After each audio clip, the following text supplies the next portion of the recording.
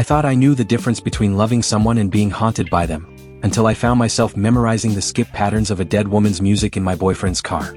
But before I tell you, comment what time you are watching this video. It started innocently enough.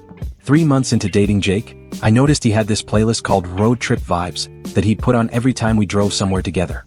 Classic indie rock, some acoustic stuff, a few songs I'd never heard but found myself humming later. Nothing suspicious. Nothing that screamed, I'm emotionally unavailable and clinging to my past. Jake was everything I thought I wanted after a string of disappointing relationships.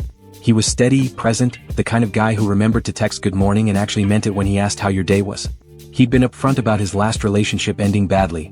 His ex, Sarah, had died in a car accident 8 months before we met. He'd grieved, he'd done therapy, he was ready to move forward. That's what he told me anyway. I believed him because I wanted to. Because when you're 26 and tired of dating guys who can't commit to dinner plans, let alone a relationship, you don't question the too good to be true ones. You just hold on and hope they're real.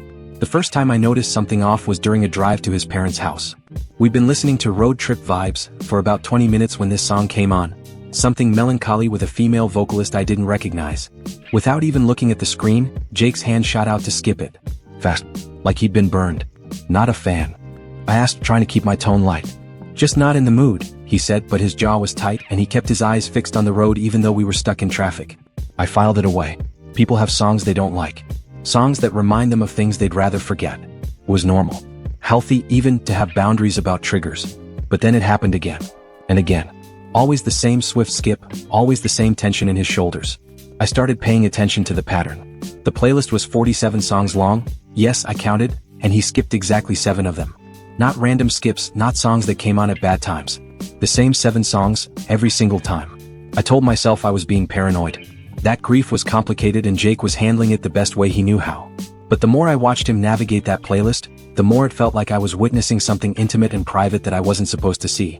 Like he was having a conversation with someone who wasn't there. The breaking point came on a rainy Tuesday evening. We'd been together for 5 months and I'd spent the night at his place. I was making coffee in his kitchen when I heard music drifting from his bedroom. Not the usual playlist, something softer, more intimate. I followed the sound and found him sitting on the edge of his bed, staring at his phone with an expression I'd never seen before. Raw. Vulnerable. Like he was looking at something sacred. He didn't hear me approach. The song was one of those stripped-down acoustic ballads, the kind that makes you feel like you're eavesdropping on someone's diary. And Jake was crying. Not the kind of crying you do when you're sad about something that happened. The kind you do when you're talking to someone you miss. Jake. He jumped, fumbling to pause the music.